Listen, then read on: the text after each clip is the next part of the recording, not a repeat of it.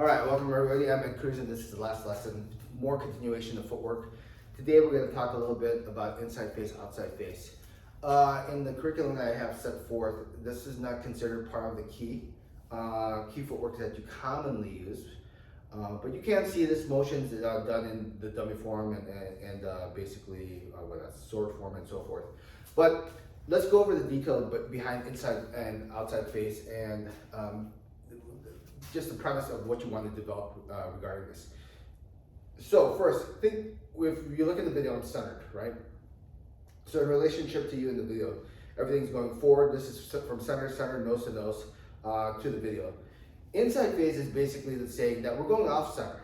Like I'm gonna, if this is where I am in center, I'm gonna go off center right now, okay? But inside face means I'm gonna face back inside towards the center, okay? So for example, if I'm here, I'm gonna step outside the line right now, but by the time I step, right, I'm gonna face back inside. Okay, I'm making a more drastic motion to do that as far as like, okay, here's a train line coming in, train's coming out of it, I'm gonna step all the way outside and then come back in.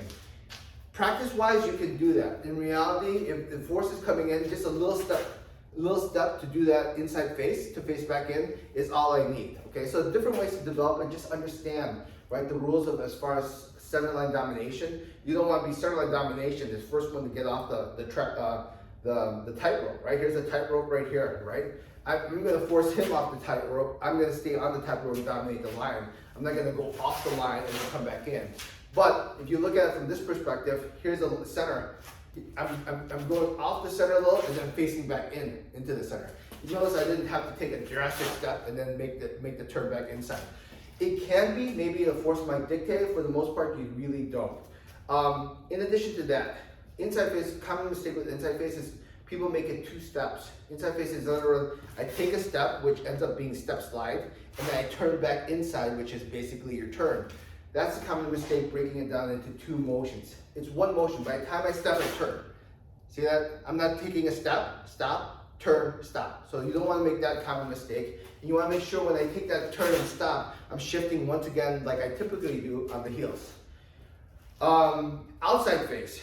Outside face. Why would you do outside face? Outside face is basically continuation motion. Like if I, for example, I'm jammed in this way, right? He's jamming me in, and I'm going to do 2-side motion. This 2-side motion here. I get jammed in here, and then all of a sudden I'm facing, right? I continue facing outside, right? Because I have to in this structural position, but I'm still aiming towards the center, okay? So in other words, I get all of a sudden someone pins me in, okay? I get, oh shoot, I get pinned in like this. He's jamming me in, and then all from here, facing in this direction, I go to the outside of the center, but still shooting my technique into the center, right? So outside face. So you can say, for example, I'm facing this way, outside face is that way. I want to do inside face, this is inside face, and outside face is this way. I can face outside face this way, so it's opposite direction, right? Again, same rule applies when you're doing outside face. Don't venture too far off the center line. You may stray a little off the line, but you're still always targeting that line. That's the key thing to remember with both inside face and outside face. So, just to reiterate, here's a straight line, dominate the straight line, right? But if I have to go off the line just a pinch, I face back into it, that's inside face. If I'm this way and I still want to get to the line, but I can't necessarily go square in like this, I'm gonna go outside